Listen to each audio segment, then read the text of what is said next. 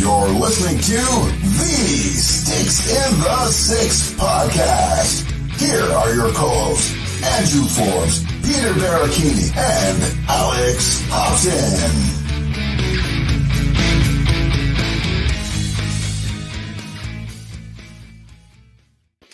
Well, after a week off, we are back, and welcome to Sticks in the Six.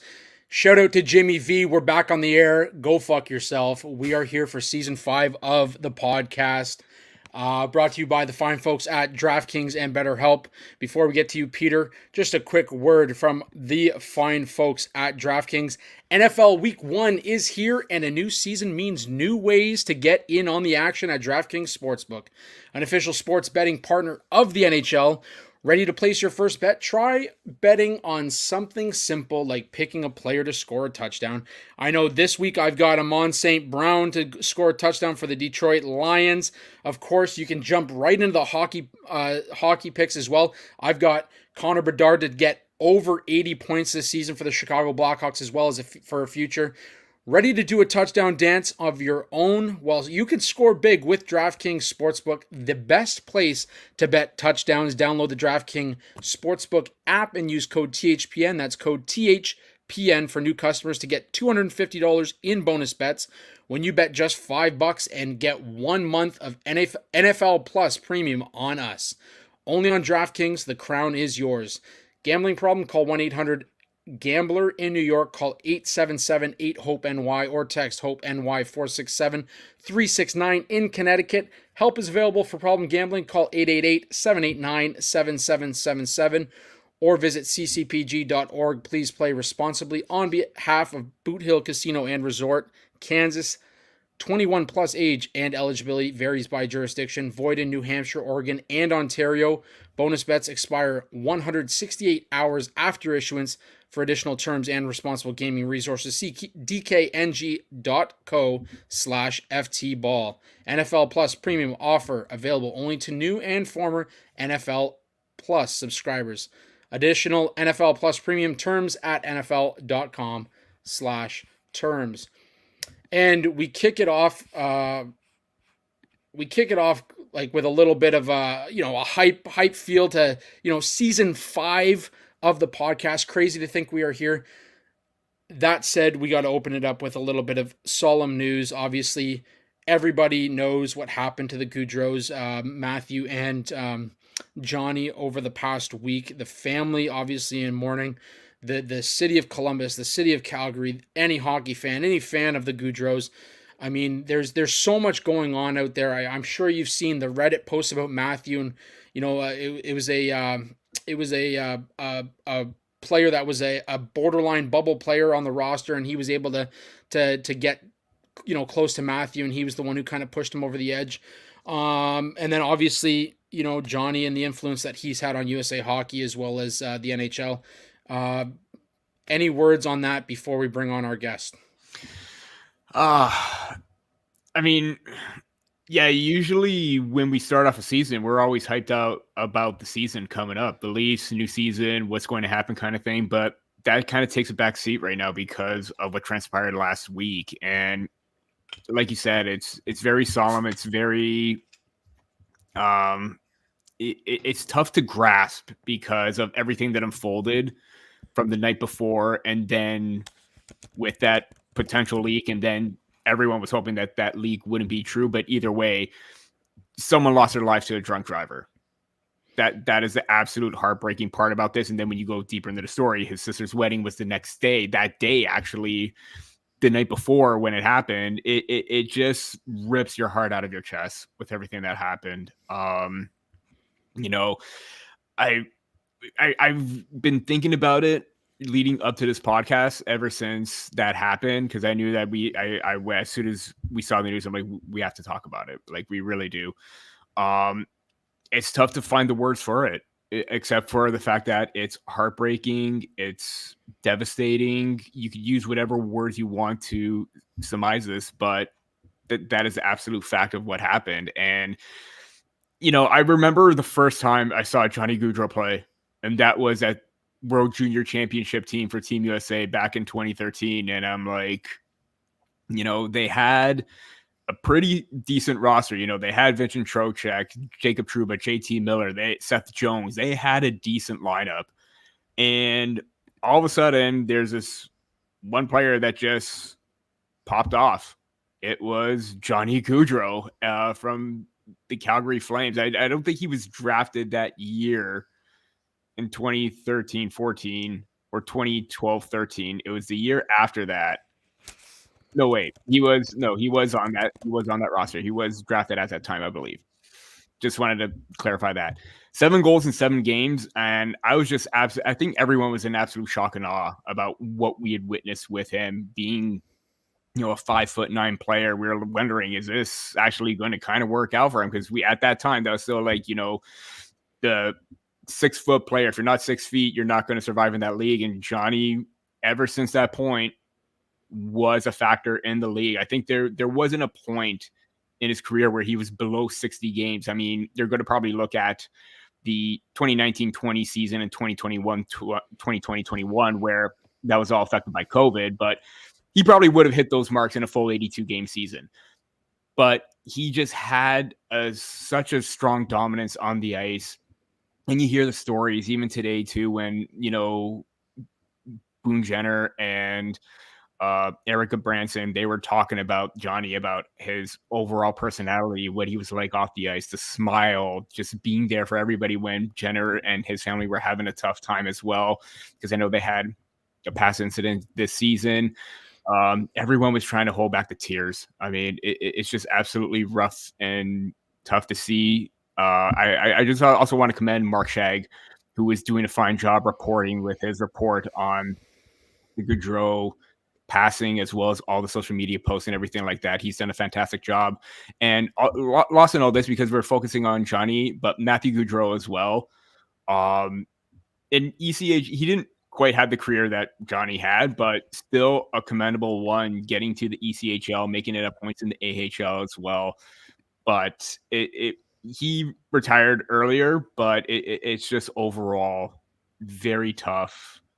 And, you know, my deepest I guess I don't want to, I mean, I guess we kind of feel the same way anyways. Our condolences to the families involved in all this, and also just overall to families that have been involved or had the hands of a loved one taken by an impaired or drunk driver, because like, it's 2024, for God's sakes. Like, we have Uber, we have all these Lyft apps, we have cabs, you have designated drivers. If you need to call somebody, just for God's sake, call somebody.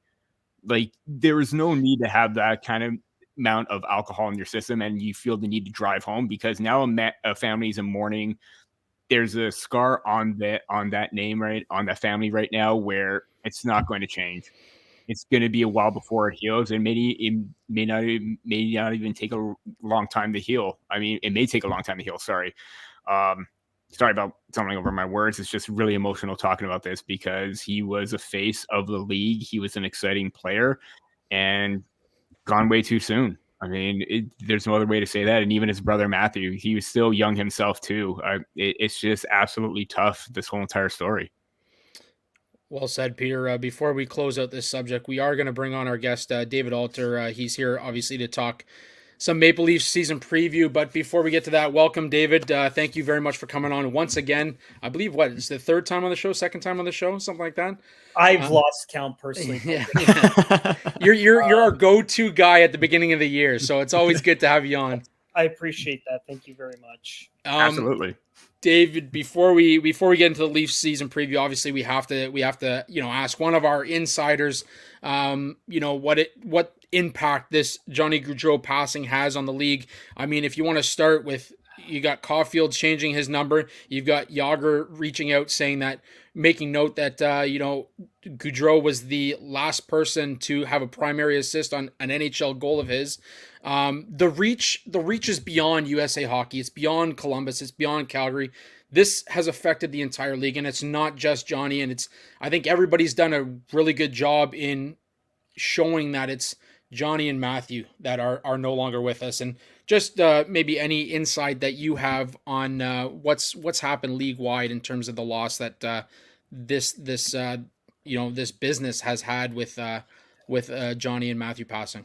I don't know if anything league-wide has changed, just because I still think everyone is really in grieving, like as you saw today, right? Like it's still, I don't know what it's not even a week old at the time of recording when it took place. Yeah, like 5 or 6 days. It's still like, it's still hard to process into words. Like, it's been incredibly overwhelming on every emotional spectrum you can think of, from the good feelings and outpouring support to all the really tragic and emotional feelings that come out with just losing a loved one and all those other things that you've mentioned. I mean, I never met Johnny Gaudreau. Like, it's just not one of these things where, like, I covered an event where he was at. Like, never really transcend. Like, didn't cross my world for sure. But I do have friends who work at with the Blue Jackets, and like I feel for the Gaudreaus. I feel for the family. I feel for that fan base too. Yeah. Just because that is like the first player also that just electively chose to go to that market.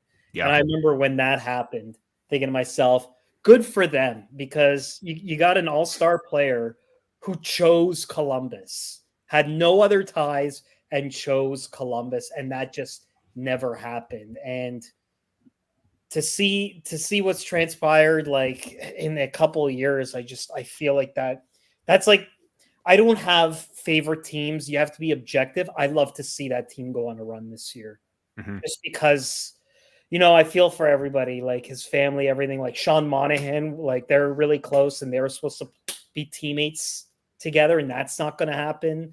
Like, it's sad all around. And yeah, it's really too damn bad something like this has happened, and we're just kind of left to kind of make sense of it all. Well, and to go off of that too, Matisse Kivlenix in the last couple of years as well. I mean, this organization's gone through the ringer in terms of, players that they've lost on, tragic terms. But yeah, it's I mean, being a dad as well. I mean, knowing that there's kids involved in all of this as well, the loss that they're gonna experience as well. Just it's crazy to think, as this is where somebody like that supersedes the game. You understand that there's a life outside of hockey sometimes, and unfortunately, it takes tragedies like this to recognize that sometimes. Obviously, as you said, being a reporter, you have to be objective. You don't have favorite teams. I got to jump on your boat there, and I hope that the Columbus Blue Jackets go on a run. They need it. They deserve it. That fan base deserves it. And what? They've been through a lot of crap the last few years, right? They have, yeah. Like, even on the ice, off the ice, whatever it is, yeah. I mean, that's very trivial, though. Obviously, the tragedy is number one, but like, yeah, it's just hard to put into words everything that's happened. I went to bed. I rarely go to bed early, and I went to bed before all the speculation kind of went out. So I'm glad I wasn't kind of in that rabbit hole. But when I woke up and I saw the NHL release, I couldn't believe it was true. Yeah. Like, when I woke up to my timeline of all the speculation, like, please hope this is nonsense. Like, and then when I saw that, I was like, oh my God. Like, that was my initial reaction. It's like, oh my God, it's actually true. And I think that was the main thing too, where there was all the speculation too, where, I'm like, it's not 100% confirmed. And then everyone is jumping on board, be like, if it's not confirmed, why are you going on about this kind of thing? Like, yeah, let everything play out. We learned a long time ago. Like, I've been in the industry for a while. I worked at the Fan 590 when people were prematurely, I wasn't on the Leaf beat at the time, but I was working in media, but people prematurely were writing the obit on Pat Burns, and Pat Burns didn't die. Pat Burns actually had to call Bob McKenzie and tell, can you let people know I'm not dead? Like, so we learned a lesson across the world. Is like, you do not need to be first on deaths. Like, absolutely, just do not. Like, it's not a, like, especially when there's next of kin that still have to be notified and stuff. Like, you really do not have to be first on this at all. Yeah, no, absolutely. Well, obviously we hate opening with something so tragic, but it's something that obviously needs to be talked about as well. David, we do have you here for a reason as well. We want to talk Leafs. Obviously, you cover the Leafs for the Hockey News. You are the site guru. You are the guy. You are the insider. So we're happy to have you on to talk some Leafs. Lots has transpired in this off season. First and foremost, there's a lot of news and speculation around Nick Robertson. And obviously, that's a conversation point that we need to touch on. What's the latest on Nick Robertson? As far as I know, nothing has really changed on Nick Robertson. Like, it's still pretty much, he's going to hold firm. And I mean, we do know that just going based on past RFAs, he has until the 1st of December to really kind of hold firm and not change a tune and whatnot. And I kind of get where he's coming from, but at the same time, I also get that like this now maybe not the right time for that.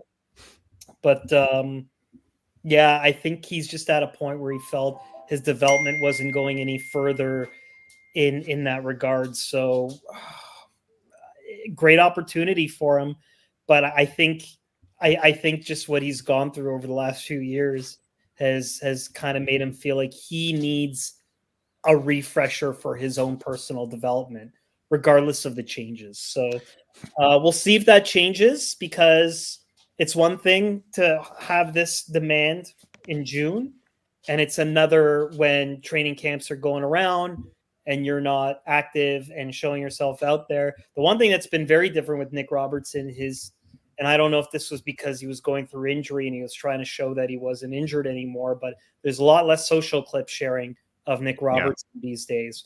So I think he's doing whatever he can to kind of stay out of the news wheel or the public attention and try to let this thing kind of resolve itself between now and if it resolves itself or whatever the case may be. It's funny too, David, because sorry, Andrew, I just want to go back to like even like March, April. It kind of seemed like the tone in Nick Robertson's like mentality was kind of shifting and wavering too, because everyone wanted to give Nick Robertson a chance. Like you saw the fan base, they wanted to say, put him higher in the lineup, see what he could do kind of thing. And now with the trade request, with everything that's unfolded right now, no contract.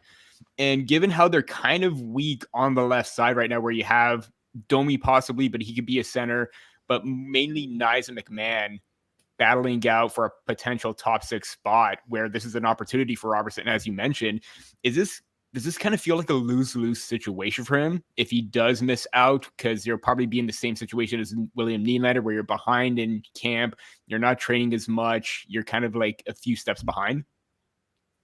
Maybe. I get the feeling that if it's really going for broke and, there's a week or two into the season or whatever, and the Leafs need to grab an asset somewhere else, and maybe they dangle the Robertson RFA as a trade. Like I don't see them. It's not one of these things where I think they're absolutely against moving him like they were with Nylander in that negotiation. Mm-hmm. It's a different echelon kind of player at this point, right? Yeah. I think it's just, I don't want to, I don't know this for a fact, but just in my conversations with Nick Robertson during the season, and I'm sure you've read it, like it just seems like he's lost trust in terms of what they say they're going to do for him and what the reality is. And rightly or fairly or unfairly, deserving or not, I think that's the stance.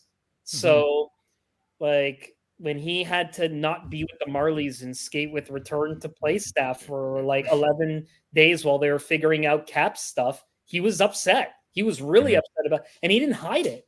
Like he was very unfiltered about it and made it clear. Look, he's like, he had to play the roster dance with them in previous years and was not happy about it. And now he doesn't, now he has the waivers thing, but like, I think he still just doesn't feel like the development is going to be there for him, regardless of if he has the chance off the hop, because maybe he does have the chance out of camp and maybe he does do something, but then after a while he's not there and then he's waiting again. So I don't know. I don't want to put words in his mouth.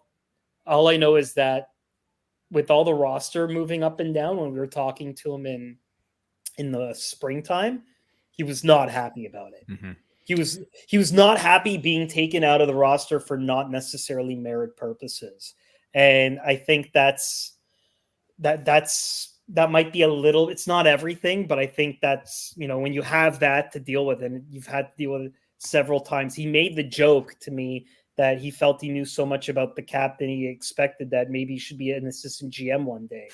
But that wasn't meant to be funny. It was just kind of like his point was he shouldn't know more about that than he does about playing the game, that stuff. So yeah, that's I don't know where the Nick Robertson thing is going to go. It's not going to be like William Nylander because they're different.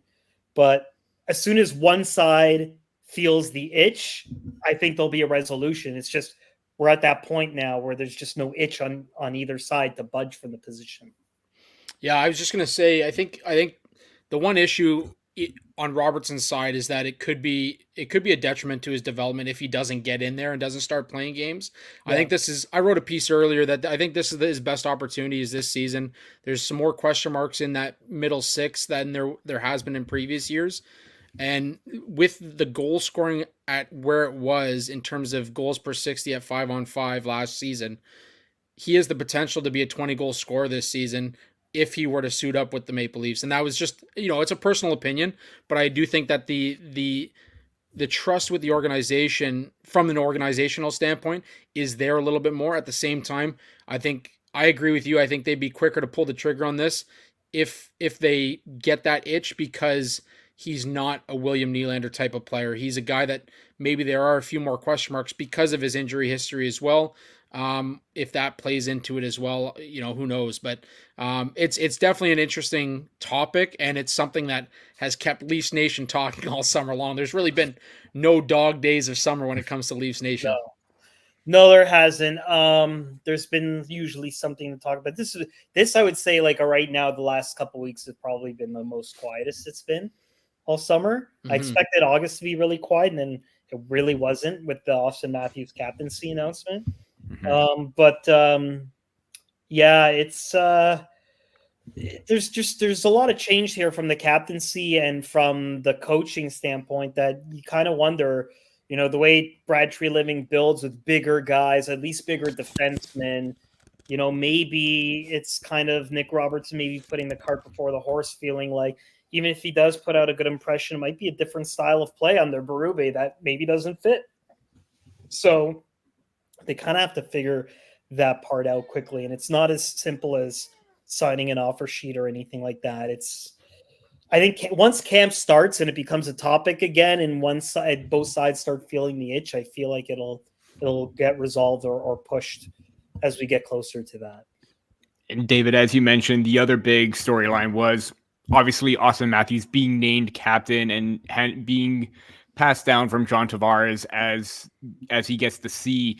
Obviously, it kind of just came out of nowhere where the news broke about that. And obviously, you mentioned about the different system with Berube coming in, Treliving adding in new players.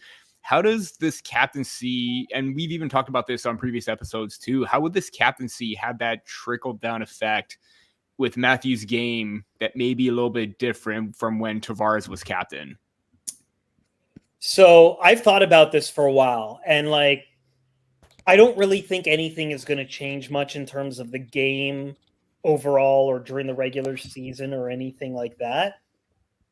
But someone said it, and it resonated true with me, and I agree with the position that when it comes to a key moment in the playoffs or something like that in the room where if the back's up or against the wall or whatever it is, I think what's going to happen now is Matthews is going to feel maybe a bit of an obligation to kind of speak instead of being deferential to the guy who's wearing the C, because in those moments you don't want to overstep maybe to your elder and someone else who's wearing the C, where at this point there won't be any of that. He'll be expected to kind of hey, now's if it's speaking up or doing something, now's the time, and don't look around the room because you're wearing the C. That's the only real difference I can see, because I don't see Austin Matthews changing who he is as a person, whatever. I don't see him necessarily inviting people to his house like to stay with like the rookies to stay with him, like John Tavares did. I think John Tavares is still going to do that stuff.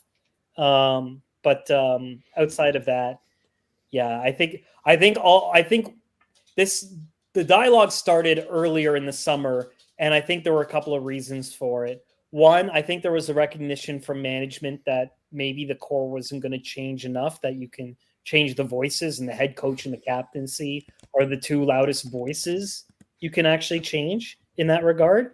And then the other part of it is you kind of get into looking at. Sorry, I lost my train of thought completely. My dog is tapping around. It's totally fine. It distracted me. We were talking about that, and we're talking about, oh yeah, and the dialogue there. Like there was talk that, oh yeah, I remember now. So if John Tavares wants to stick around, it's not going to be that lingering question all year. Mm-hmm. And John Tavares had his worst season from a points per game standpoint since his rookie year. Yeah, mm-hmm. And from an 11. It's maybe unfair to call him an $11 million player because he's in the last year of it, but he's an $11 million player. And so I think what this does allow for is to just take some of the other extra duties that come from that and just focus on getting peak John in those situations where you're not forced to play third line center John, like we saw for a few, I think it was like a month during the regular season. So really, it's about what can you do to get more of John Tavares' game outside of all the other things you know as a pro he can do. So that you mentioned that you want to help get with Austin Matthews in this spot. And also, you don't have that burden if Tavares does sign an extension that it's like, okay, so we're never making the switch while you're here. Like you don't have that either. So I think the way the Leafs handled it, I don't usually say it's spot on, but like I think they handled it as best as you possibly could ever deal with a seeding a captaincy type of situation like they did. On top of that, he's got all that CRA bullshit going on as well behind the scenes, right? So I mean, I don't know if that's weighing on him so much, to be honest with you. Right. That's something like I'll admit, like I had to write a lot about it. But I'm a numbers guy, like I'm a math guy, so like I'm really into that stuff. Yeah, like in general. And like I was getting a lot of crap from people in Florida when I had a few viral tweets this summer when I called the Florida Panthers the no state income tax champs or whatever. And like all this other stuff. And then people were pointing, like I had Alan Walsh and like I had a lot of other people being like, hey, you know, there are other things that keep those taxes down, like RCAs, which is a registered compensation thing and all this other stuff. And then I wrote, I'm like, yeah, those things exist. However, the CRA is still like coming after people with those. And whether they win or lose, that's still stressful, right? Like, like the Blue Jays, for example, like Russell Martin, who else? Jose Bautista, and I think Josh Donaldson. All three of them had RCA registered savings things, and they were all taken to tax court by the CRA. One, I believe, already lost. The other two are still pending. So like. Yeah, there's this stuff. I know I'm going on a bit of a tangent, but if you're an American or whatever, and you're looking at take-home pay, and someone points the yeah, but I'm going to be like, yeah, but then the CRA is just going to make my life hell about that anyway. So why even bother, right? Like exactly. Like that's the point. It's not like, oh, in the end, it's whatever. It's the nonsense of the bullshit stress. But anyway, going back to my original point with John Tavares.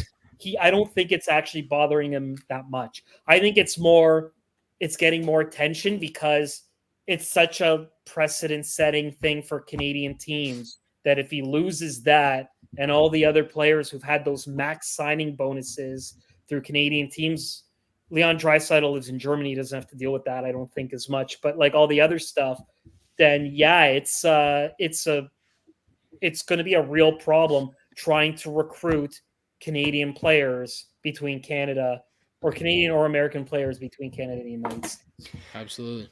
I was about to say, we'll get to one of the defensemen that's already talked about Dallas's tax situation and Chris Tanev in just a bit. Yes. So a little bit of a segue there, but to further build on your point about the transition of Matthews being the captain as well, how you said that there's going to be more moments of him stepping up vocally and with his performance on the ice, because I think last season we've seen him many, many times before where Maple Leafs are down in the game. What does Matthews do? He just comes back, fires on all cylinders, gets multiple hat tricks to get his team back into it. We saw it in the postseason where he was arguably probably one of the better players, or he had one of his better playoffs, despite missing 2-3 games that were critical. But he set up William Nylander in that game 7 that could have potentially pushed Toronto past Boston in that first round. Does this kind of like not necessarily escalate things, but give him more of an opportunity to be in those big spotlight moments like we've seen with McDavid in the past in the playoffs? Not to try and compare the two, but like where McKinnon and McCarr were the star players leading them to a championship, and now Matthews has that opportunity. Yeah, I mean, it's really going to be, it's part of the talk, right? It's part of, this is what people who are in the top 5 in the league that wear this are capable of doing. Mm-hmm.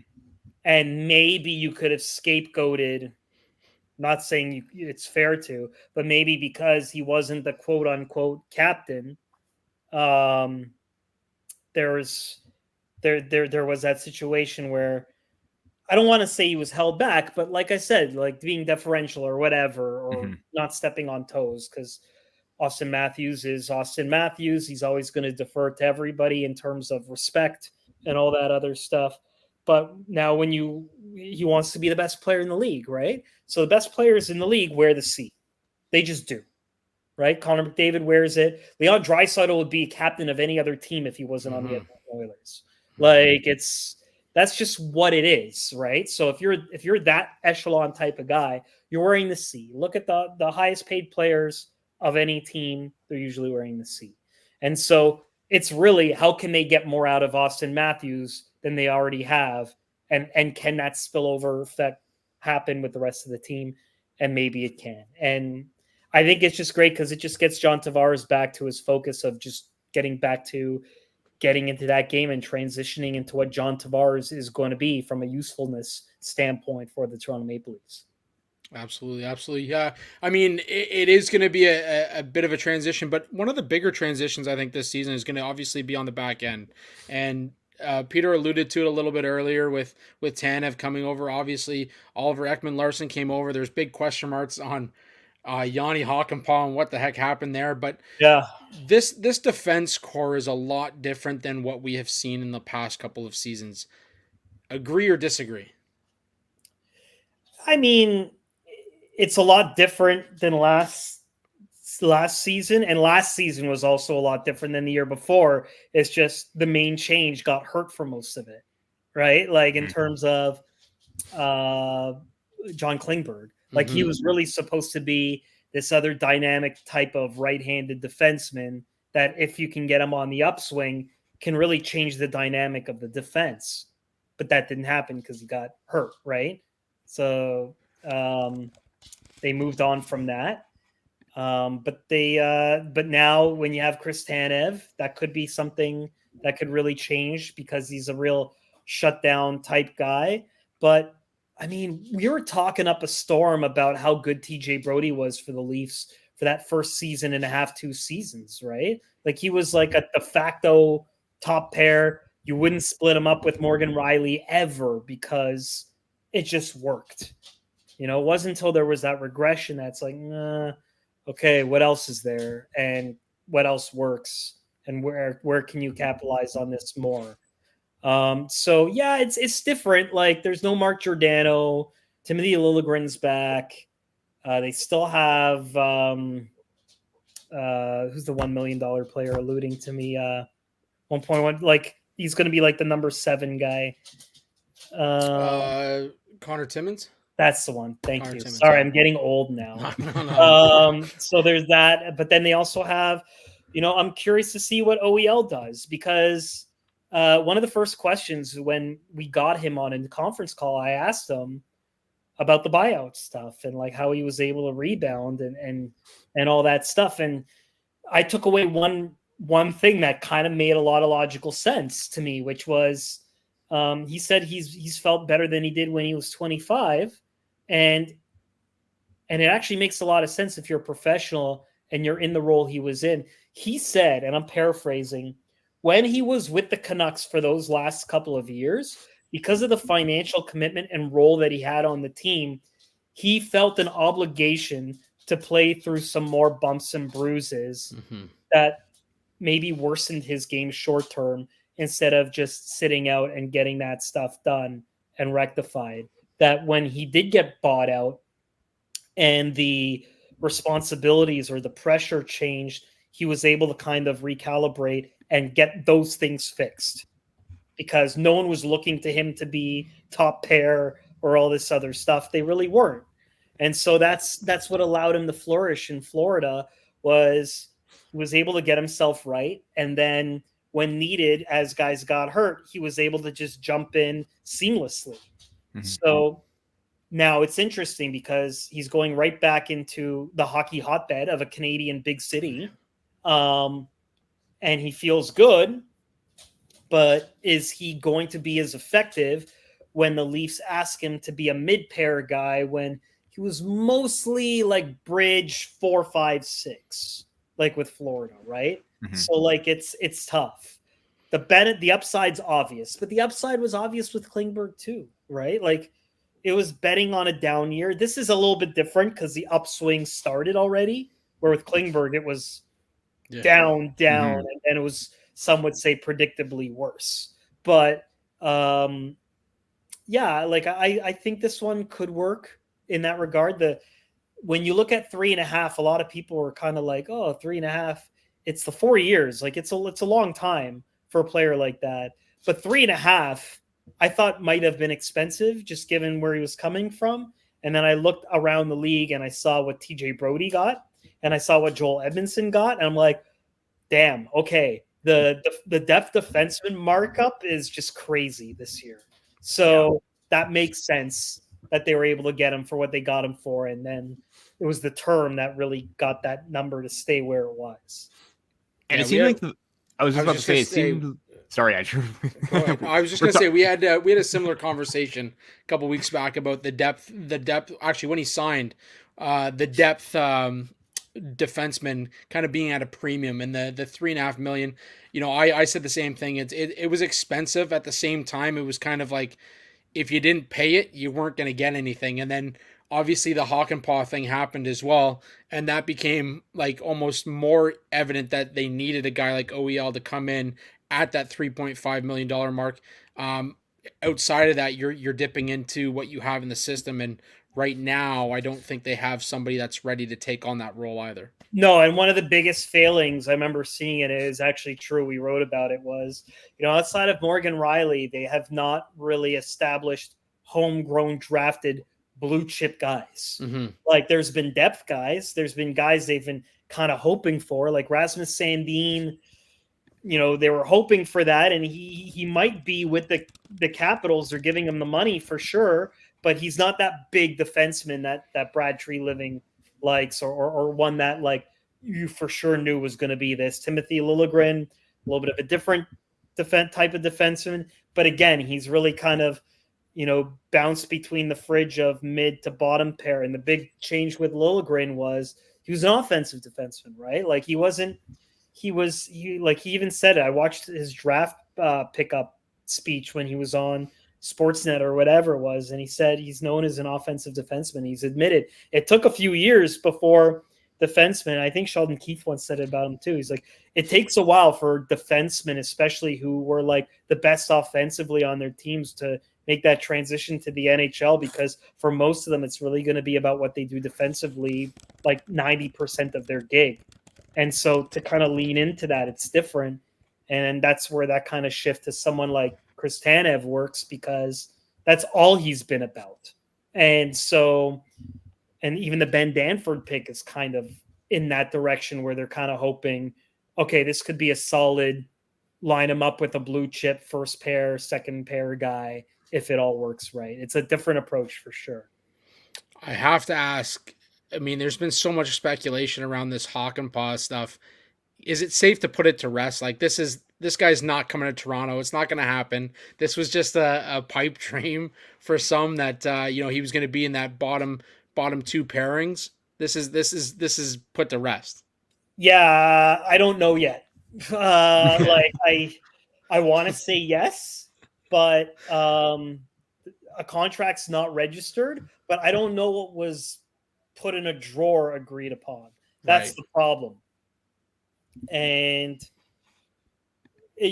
something's up when, like, I've texted the agent, I don't hear back. Like usually it'd be like, oh, we're working on whatever, but there's just straight cone of silence that no one wants to say anything about this.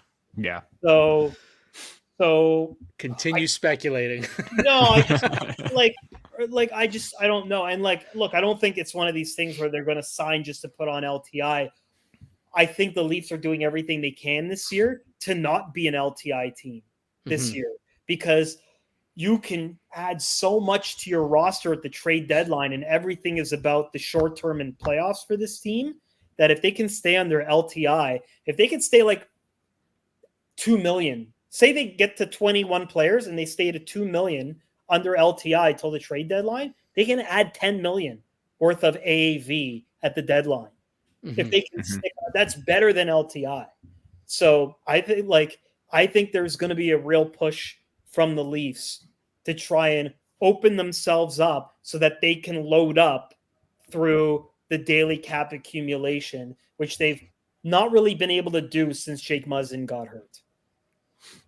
So I not to put you on the record here, but there is the chance that with this cap space that there could be not just a depth move for the Maple Leafs, but something a little bit bigger towards the trade deadline if something can happen. Or well, there's not anything in the hopper now. It's just absolutely, It's just the rationale that, you know what, they would have the space. You look at, like, they've always had to play the cap dance, like we were talking about with Robertson, right? Like while he was down for 10 days, where in this situation, when they added Labushkin and they added whomever in previous years, they've had to do double retention craziness, lose second and third round picks, that like they're really like picking at scraps when it comes to their draft pool as a result of it, where, if you had the 10 million, maybe you don't have to do the double retention. Maybe you can get a better return because you have that space and you can take the whole contract and you can load up that way. That's something the Leafs haven't been able to do.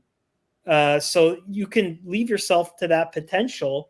And then because you'd have X open, you can really do things that they have only been able to watch other teams do because they've just never had the cap space.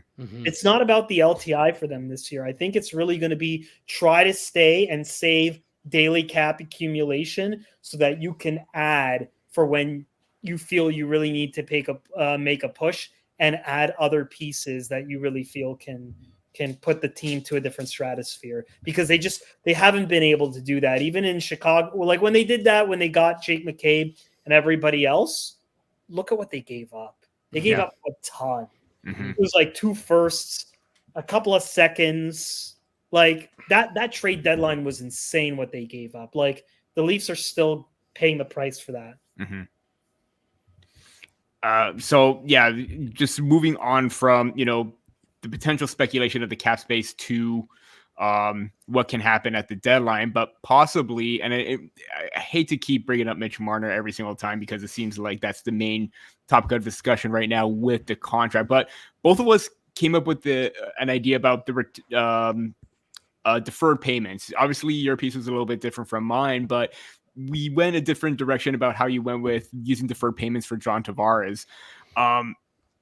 Obviously, that seems like something that could be in the cards as well. But like, is there any traction so far with anything on Marner, or is it just like what we're hearing is just what we're hearing, which is absolutely nothing?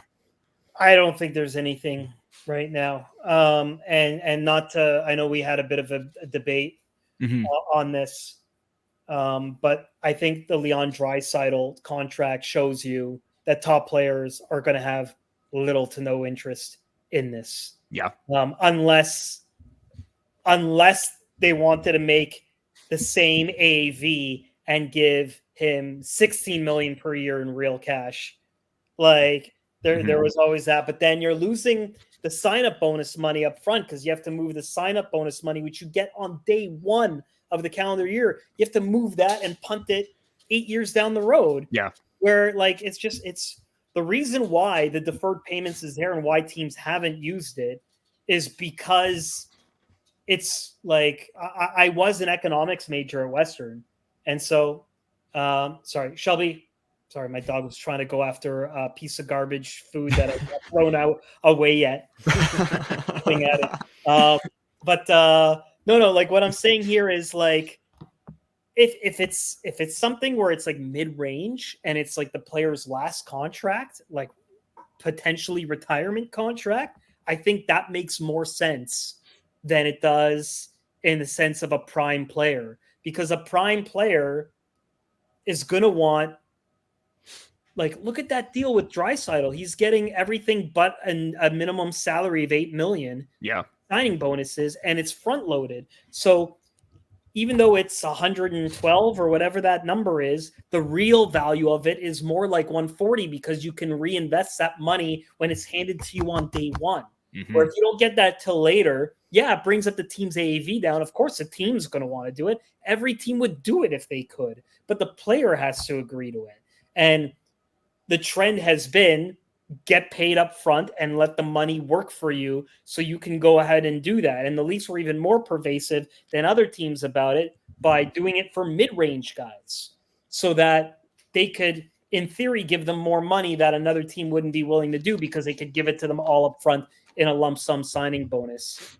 And then if need be, they could also trade that contract easily because that thing's paid on July 1. And if there's a team that doesn't care about the cap hit, but cares more about the fiscal dollars paid out, well, the Leafs have already taken care of that. So, yeah, I think in the John Tavares one, it kind of makes sense because you can give him something that's fair, like not min money like a Jason Spezza. He's clearly not at that point in his career, but you can give him something where it's like you can conceivably give him 5 times 5, which was an example I just threw out there, but bring that AAV down through annuities to like 3. Mm-hmm. Like that's kind of where that works. Yeah,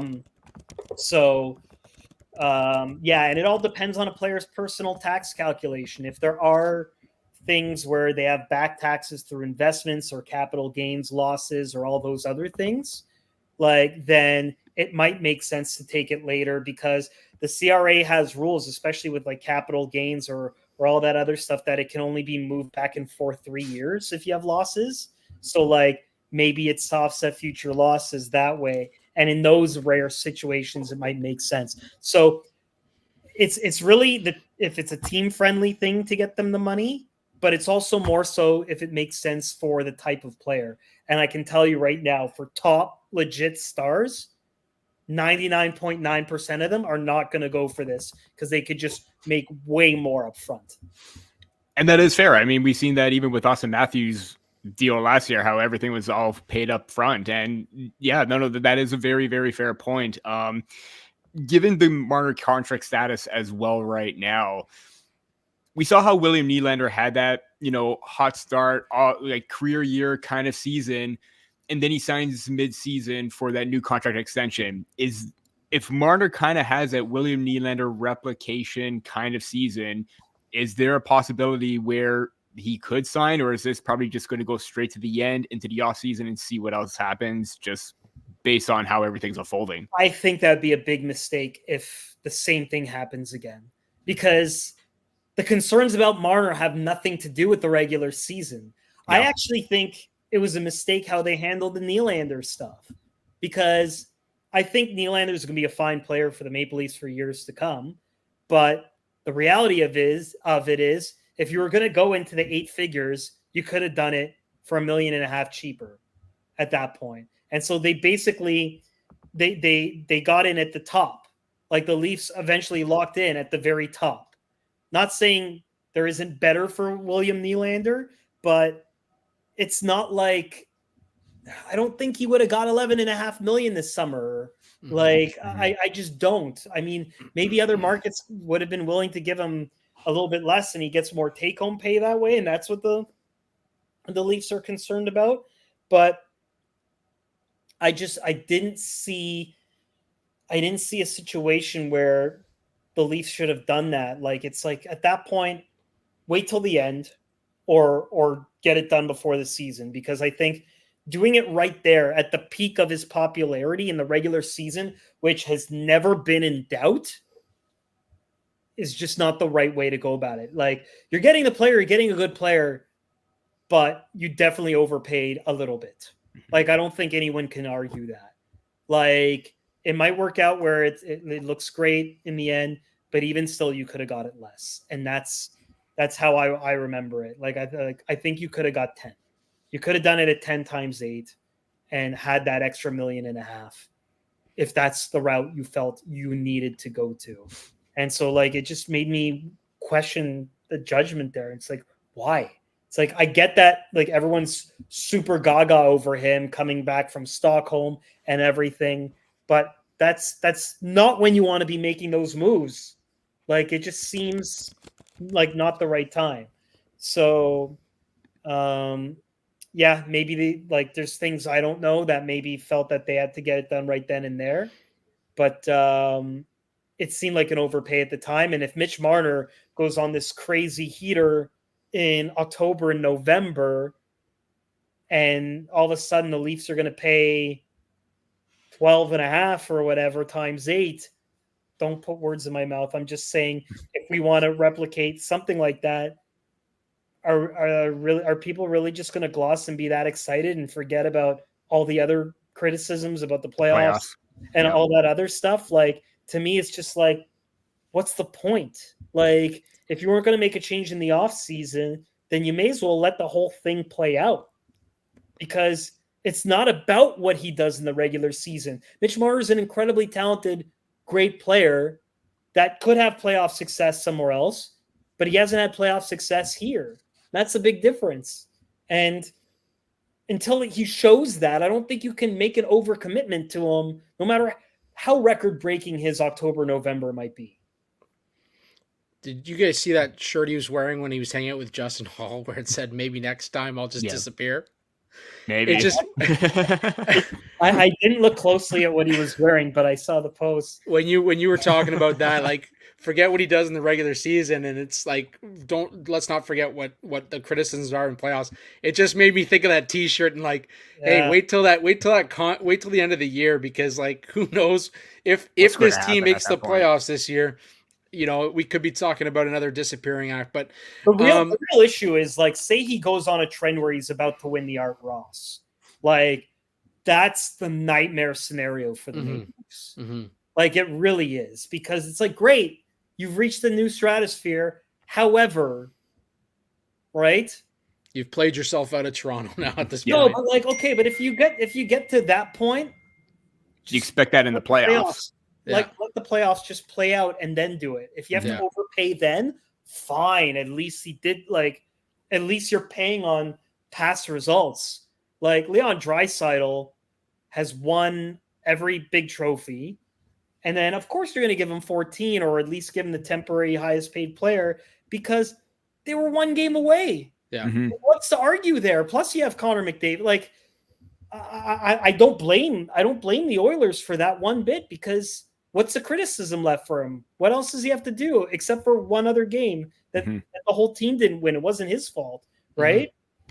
That's what Mitch Marner still needs more to show that way, right? So if he starts going on a heater and then it's like sign him, I think that's just a big mistake, personally, because I just don't think you learned anything in terms of negotiation, in terms of anything, in terms of improving your team. And see, this is why we have a Western economics major on, to dumb it down for a Western English major. But no, honestly, where'd you go on res? Where were you in res? I was in what was that? What's that one res right at the entryway there? Medway. Elgin? I was in Medway. Oh, Medway. Okay, yeah. There's a few there now. There's like There's Elgin Hall. Yeah. There's Alumni House. There's a whole bunch. My nephew and niece just went away to Western for their first and second year. My oldest nephew was in the res I was in, which was really a weird, wow, old moment. Yeah, was it? Yeah. History repeating. That's right. Yeah, he's in his second year now. Before we let you go here, we do want to talk about Easton Cowan because obviously this brings up the debate of the CHL AHL kind of debacle in terms of development. And really Easton's done it at the OHL level with the London Knights, obviously with a great organization as well.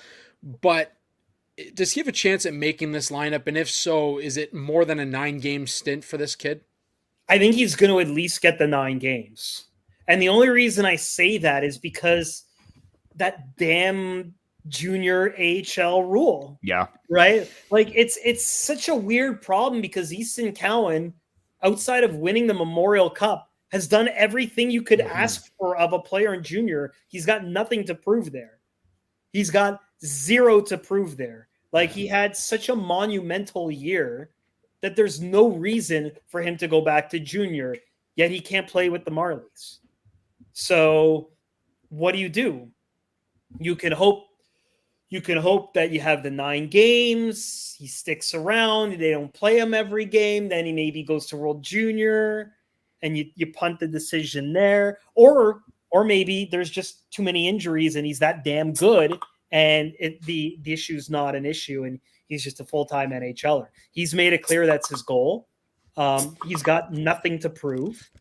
And so, I think you just have to kind of play things out. With Fraser Minton, it was a bit different. Like, even when he was around, you could feel like, okay, this guy could still benefit a little bit more from going back to junior.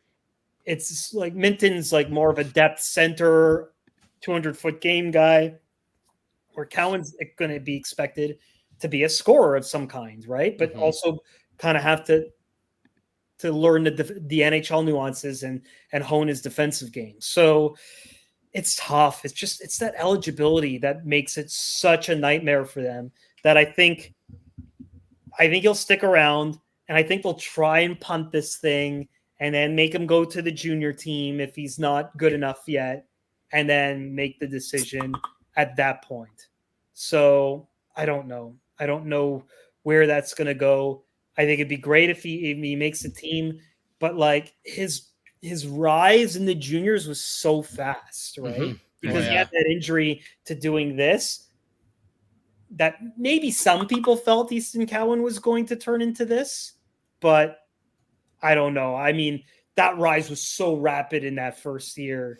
That first year after being drafted, that it's like he might be ready, but he might not be. And he probably could benefit. If he isn't ready, he probably would best benefit from AHL. Like Fraser Minton's going to have that opportunity too. But because he's not 20, he can't. And it's a real shame because, it's like it doesn't make sense for him to be back there. There's nothing left for him to prove there. Yeah, and Easton Cowan isn't the only player to be not necessarily a casualty of that CHL AHL agreement, but we've seen it in the past too, kind of like the whole Shane Wright thing a few years back as well. So it is something that may need to change, or if there's like an exception, who knows what can happen. But the rule is, unfortunately, it is what it is. We just got to see how it plays out, but hopefully Cowan can stick with it. He seemed very confident at the end of the development camp or during development camp. So that's something that could go in his favor and maybe push beyond that 9 games.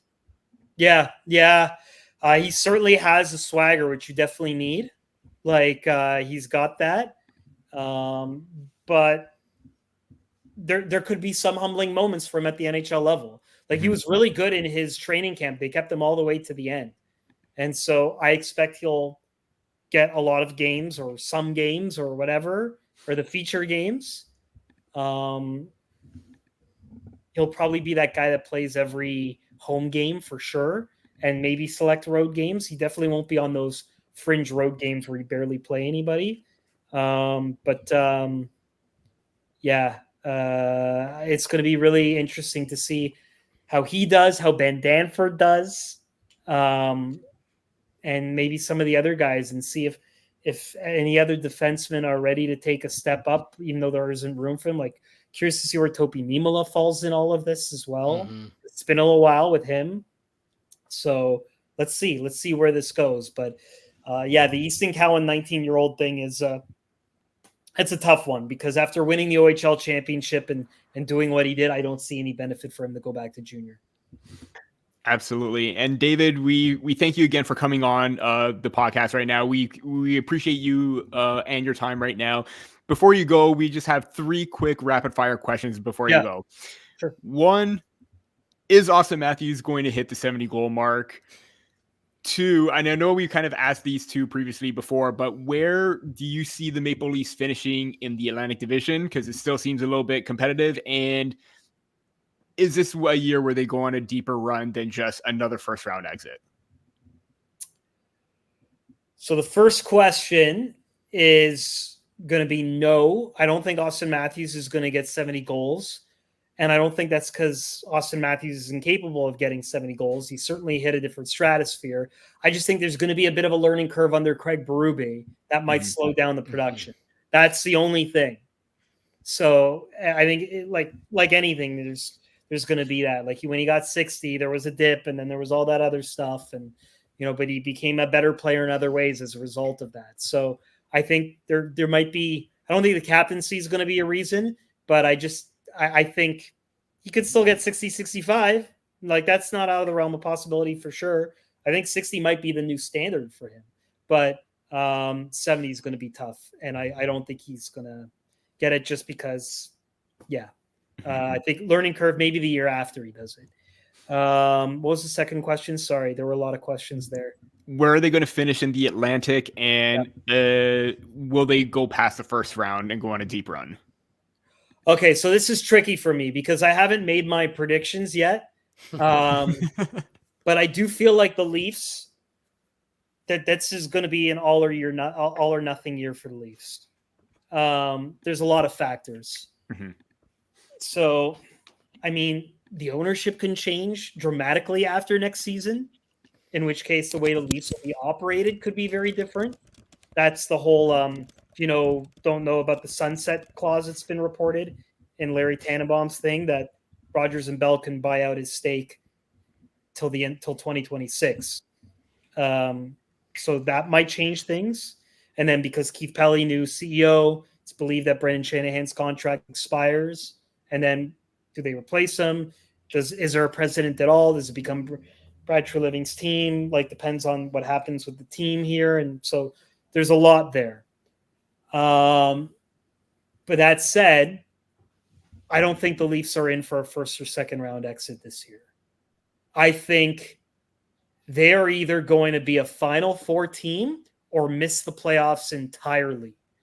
And people are like, when I bring up the notion of the Leafs missing the playoffs, they're like, what are you, nuts? Look how good they've been, all this other stuff. Yeah, Toronto and Boston have the 2 longest active playoff streaks in the NHL at 8 years in a row, and Stanley Cup winning teams have missed the playoffs in years before leading up to it. Missing the playoffs is not that rare, and the Leafs have been defying the odds by making the playoffs as often as they have.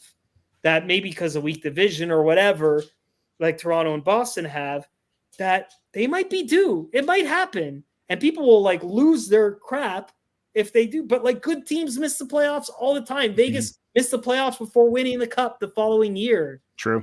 It happens. So Penguins missed the playoffs last season. Right. Like it's not out of the realm of possibility, right? For really good teams to miss because of said circumstances that the Leafs are either due for that or due for this.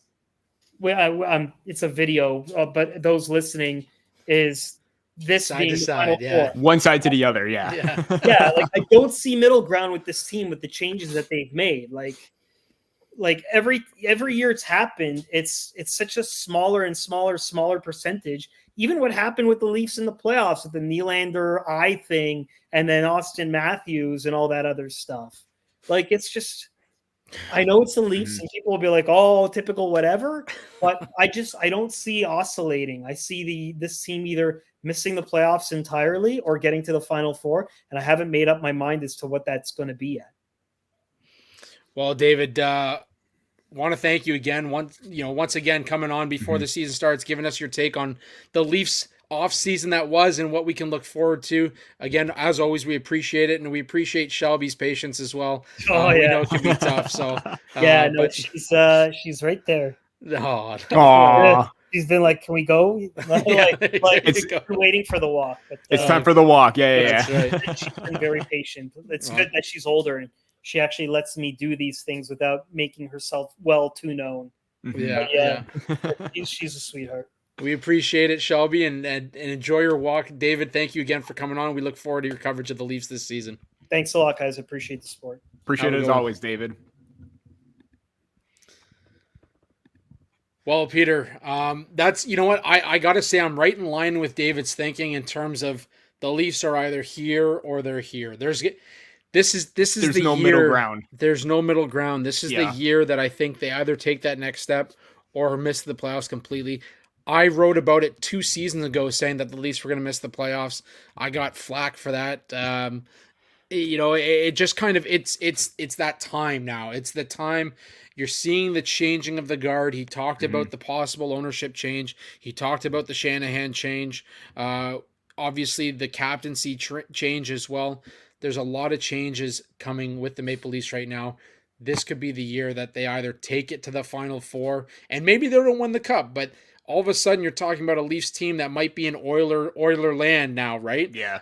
Versus a team that potentially could miss the playoffs. And like I said, we saw it with the Penguins this year. They were supposed to be good. They were supposed to run it back, the last dance with Sid and Letang and all them. But it's going to be an interesting year nonetheless, and it's going to be something that we're definitely going to be talking about all season long. And as always, having David on to kind of give his insight is the most beneficial thing we can do.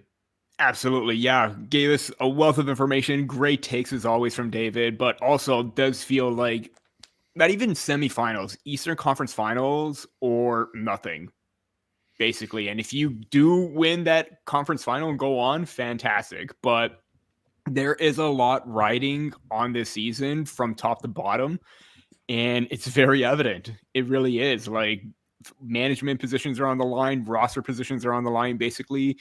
They need to find out what team they're going to be right from the very beginning. You can't have a slow start like you have seen in the past. You need to come out flying out of the gate. And I know that this is kind of like it's a sprint. It's kind of like a marathon, not a sprint kind of thing. But you need to be ready for when February, March rolls around, post-trade deadline, because that's the final push. You need to be ready, and you need to be in a dominant position, just like other teams that have shown in the past. So, yeah, it's definitely interesting to see how this is going to unfold, because if it's another first round exit, there's going to be a lot of tough decisions. And I know we said that last season. I know we said that the season before and the one after that. Hopefully this is the one where those decisions are going to make. Recycle, reuse, right? That's what this podcast is about. Recycle, reuse. Before we get to anything here, before we close it out, we do have a couple comments on that last little bit. Gary K, Final Four or bust is either a grim take or very optimistic. It's whatever you want it to be at this point. Absolutely, Gary. I couldn't agree more. There's 2 ways to look at it, right? And if you're a long-term Leaf fan, you might be leaning towards that grim take. If you're somebody who every year comes back and has that optimistic view of the Toronto Maple Leafs lineup, you're definitely thinking that this could be a year that they make the Final Four. The Oilers did it last season after a tumultuous start, so there's no reason to believe that the Leafs couldn't do it. They are in a tough Atlantic division, so it will be interesting to see what happens. Mike Blizzard with a couple comments here. Leafs are close to signing Pacioretty. The deal is done, 1 year, $2 million, but they're trying to... There's nothing reported yet. Prove out a contract to make it work, but deal is done. Great ad if healthy. Nothing Mike, reported yet from Friedman just yet. Yeah, he came back with Friedman reporting it. Look, hey, if that's the case, Mike, we appreciate you jumping in the comment section and delivering that. We will stay on top of that. If he does sign, hell, maybe I'll jump back on for a little quick shifts after this, after the kids go to bed, and we'll talk about the Pacioretty deal. We'll see what happens there. But if that is the case, I mean, a hell of a signing if he is healthy. If he goes out game 1 and tears another Achilles, I think it's a different conversation. If we could get a healthy Pacioretty at 20 goals, yeah, absolutely. that's worth it. Gary, definitely grim, but I come back every year. I'm optimistic this year for some unknown reason, though.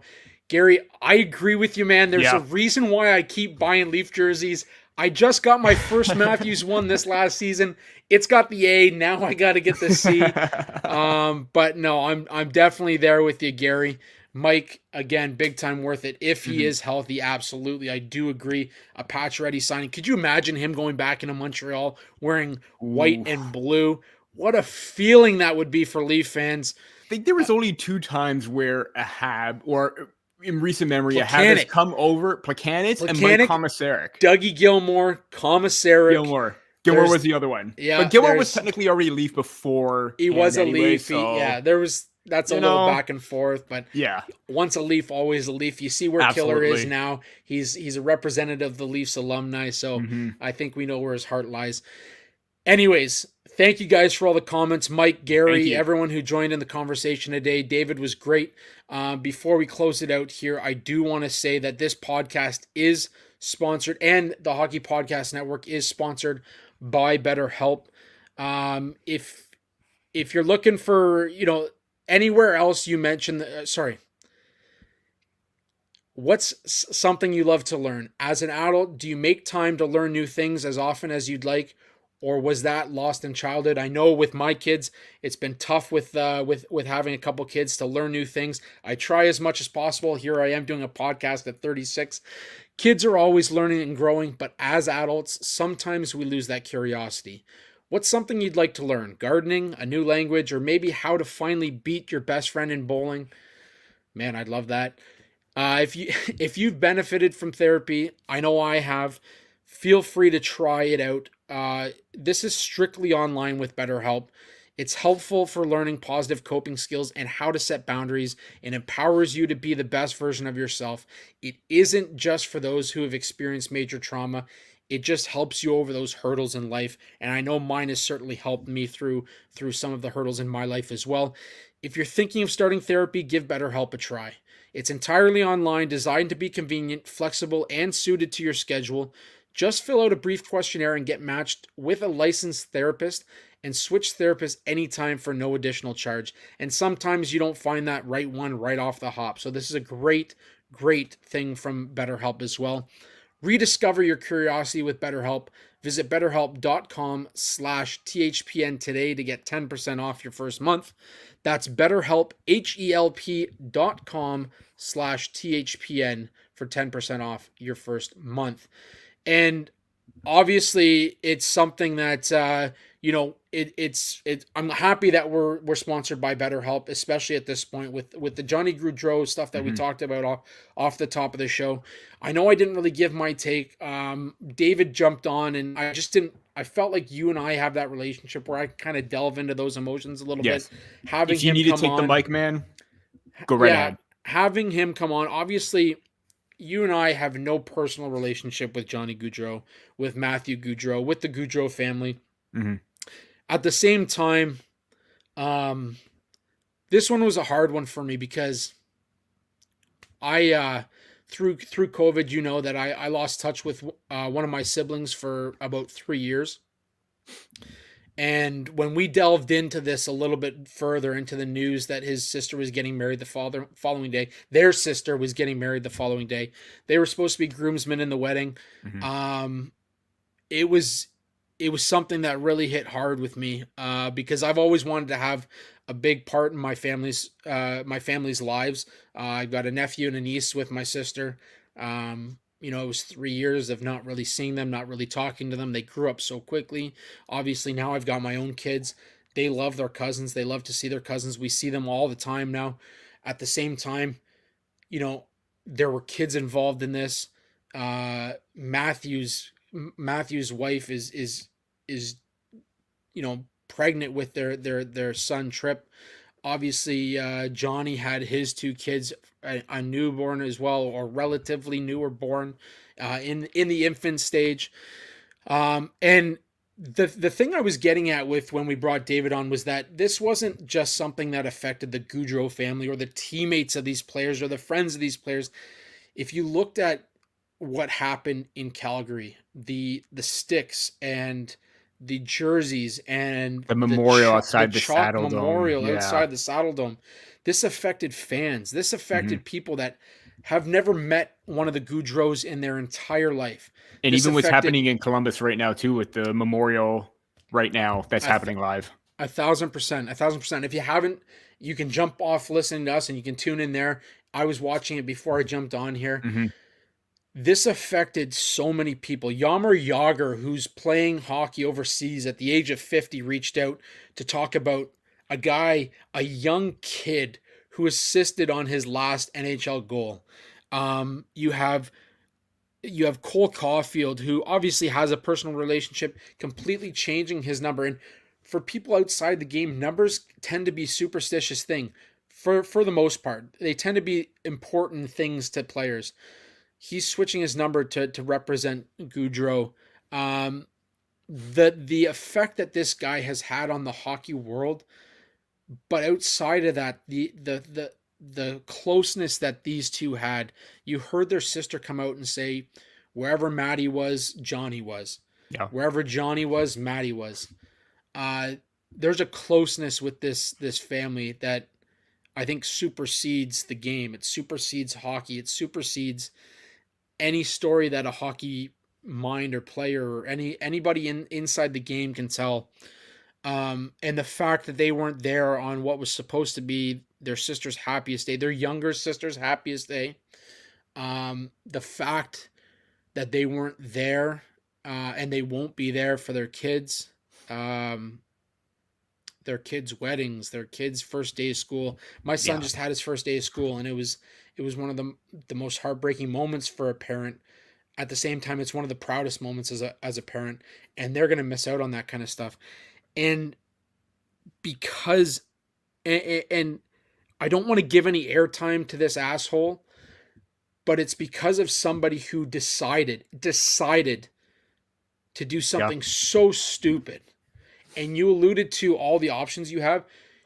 One thing you didn't touch on is this guy had a fucking decision to make. Yeah.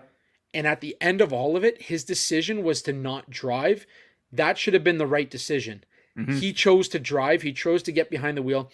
And then on top of that, he chose to drive like an asshole and try and pass on the right-hand side of a car that was trying to avoid two cyclists. Yeah. Two cyclists that this asshole ended up driving into. And then anybody who's seen the video of this guy in court since, he's appearing by video. He's huffing and puffing that he's got to stay there extra days. Well, guess what? You're still alive. But it's not even that. Two guys, Johnny and Matthew aren't, and you're there having a moment because of your reckless actions. It's not even that. It's the fact that you're not even thinking of the people that you've affected. Exactly. And it's not just those two people anymore. Mm-hmm. It is thousands. I would argue that you're in the hundreds of thousands of people that you've affected by a poor decision that you made. Yeah. So with that, I know it's a small donation. I know it's we haven't decided all the logistics, and when we do, we'll get back to everybody on that. Peter, you came up with this idea, and I want to stand by it. I think it's a great opportunity to have a little bit of aid in changing the world. The fact that we have to do that in 2024 is a fucking joke in itself. Yeah. But for every goal the Leafs score this year, we're going to donate 13 cents. 13 cents for every goal the Leafs score this year to you mentioned Mad Canada. I talked about, Johnny Gaudreau's organizations that he represented as a member of the Columbus Blue Jackets and Calgary Flames. There's also, Matthew Gaudreau's family, that there's a GoFundMe up for that as well, that a lot of former and current NHL players have reached out on. And just another thing, Lanny McDonald came out and talked about this guy. Like, you've got legends talking about this guy and the effect that he had on a city and an organization. Yeah. Like, this is what's so mind-blowing to me, but we are going to do our little part. Neither one of us are rolling in dough here, but we want to do our part. And our part right now is 13 cents for every goal. that they score this season, whether it comes out of, you know, the Hockey Podcast Network money that we make, whether it comes out of our everyday money that we make, it's going to a good cause. It's going to go support the people that need to be supported in this dark time, because as you said, this is not something that's going to change overnight. This is not something that's going to go away overnight. There's two very important people that are gone from this world. Their families are going to mourn them for the rest of their lives. And we just want to do our part any way that we can. It's a small token. It's something that we can both, afford. And it's something that we hope that maybe the Leafs will go out and have one of their best goal scoring years of the organization's history. And I would hope for more goals, because I think that's where we need to be at. But we're gonna get that all worked out between the two of us. We're gonna figure it out. And once that's all said and done, we will touch base with our fans, our listeners, and if anybody wants to get involved as well, obviously you can do that through the Sticks and the Six, or there's links that we will post as well that you can get involved in as well to support the Gaudreaus and support mothers against drunk drivers and fathers against drunk drivers and sisters and brothers and all those people that are out there that get affected by drunk drivers. Make the decision to not drive. Make the decision to call an Uber, call a Lyft, call a taxi, whatever you have to. Walk home. Even if it's a fucking hour walk, walk home. Make the decision to save a life, please. With that, I just want to close it out. A great episode as always. We're back for season 5. As I open the show, I will close it the same way. Fuck you, Jimmy V. We're back on the air. We're here for another season, and we're going to crush it the same way we have for the past 4 seasons. Thank you to David and Shelby for coming on today. That's all I've got for episode 171 and the season premiere of season 5 of Sticks and the Six. Until next week, that's it for Peter and I.